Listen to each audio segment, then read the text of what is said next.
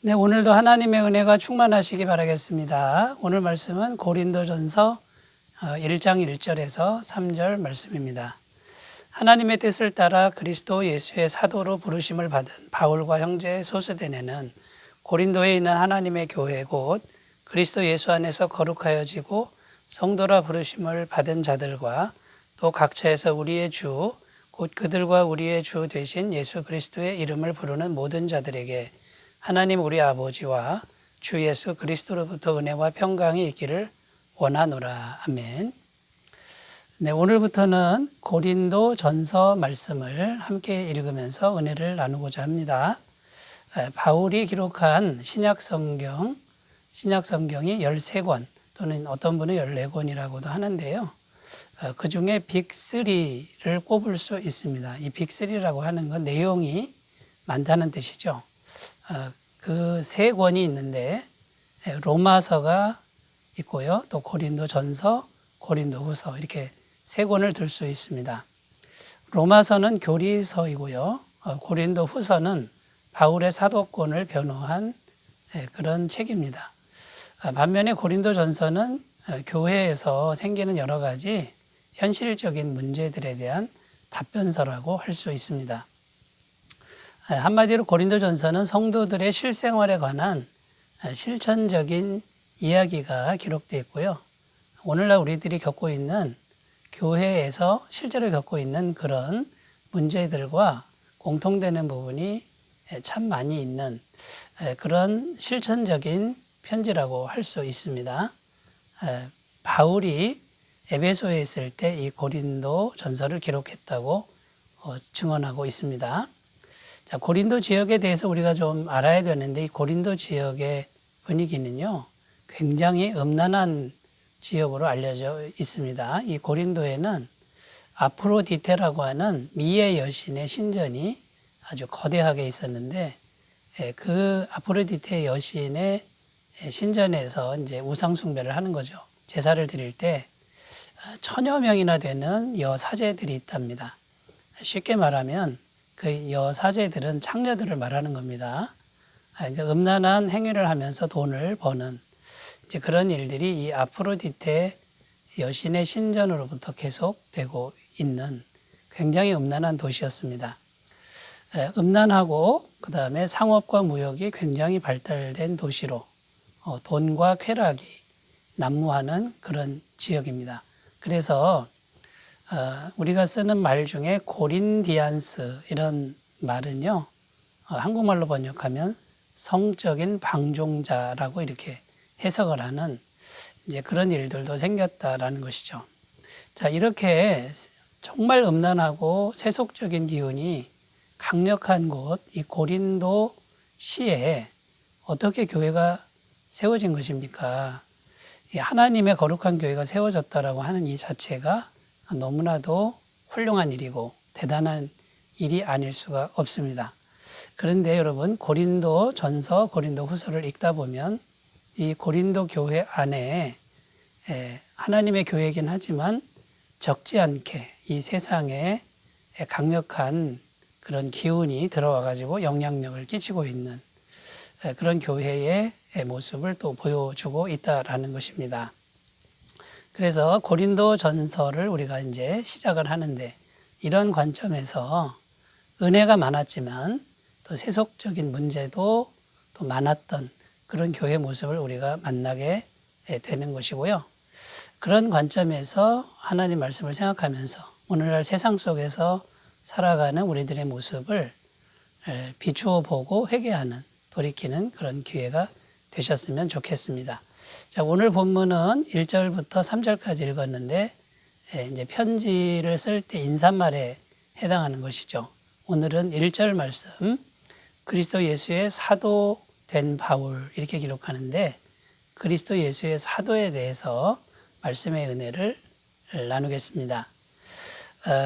여기 이제 사도라는 말이 나오는데 이 사도라는 뜻이 뭐냐면 보내심을 받은 자, 하나님께로부터 보내심을 받은 자 이런 뜻이 있는 것입니다.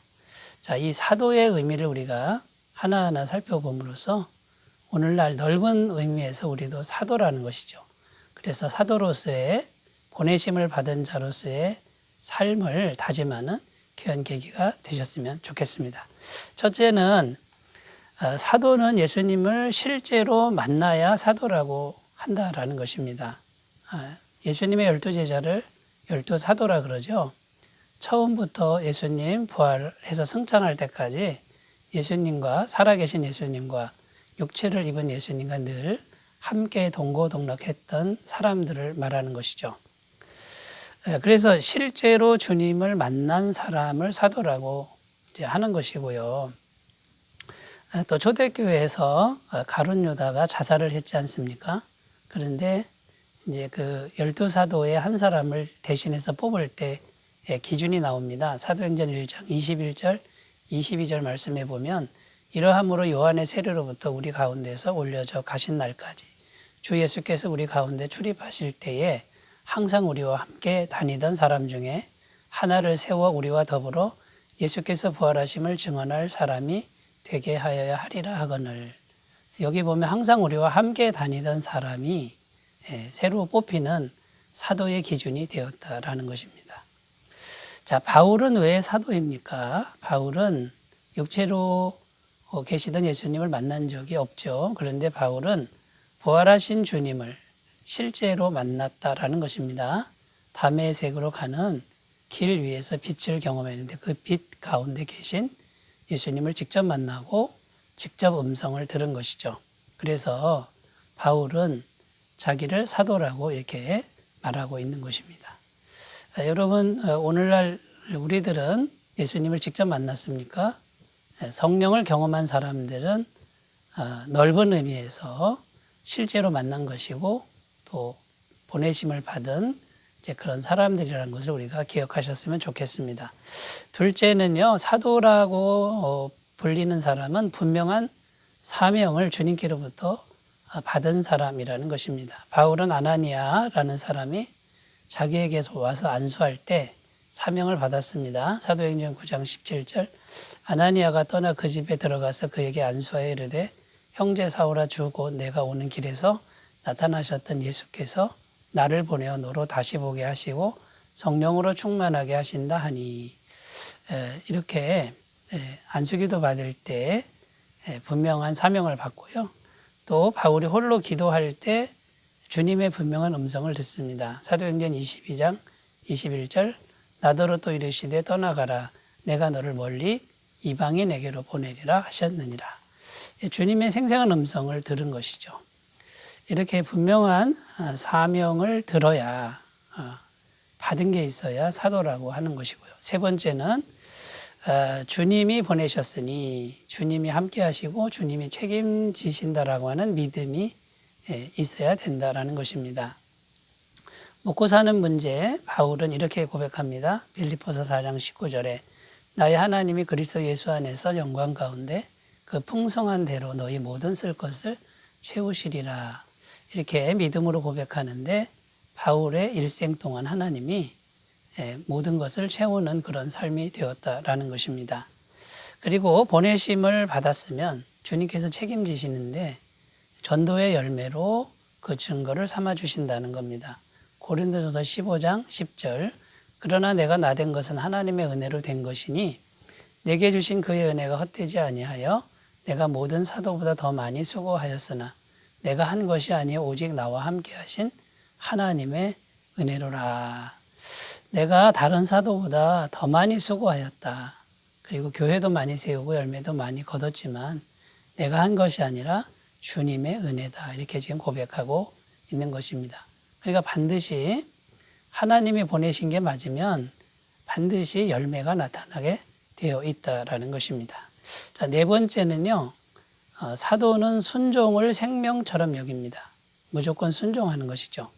주인이 누구인지를 분명히 알고 자기가 주인 되지 않는 그런 마음 상태를 가진 사람들이 사도라는 것입니다.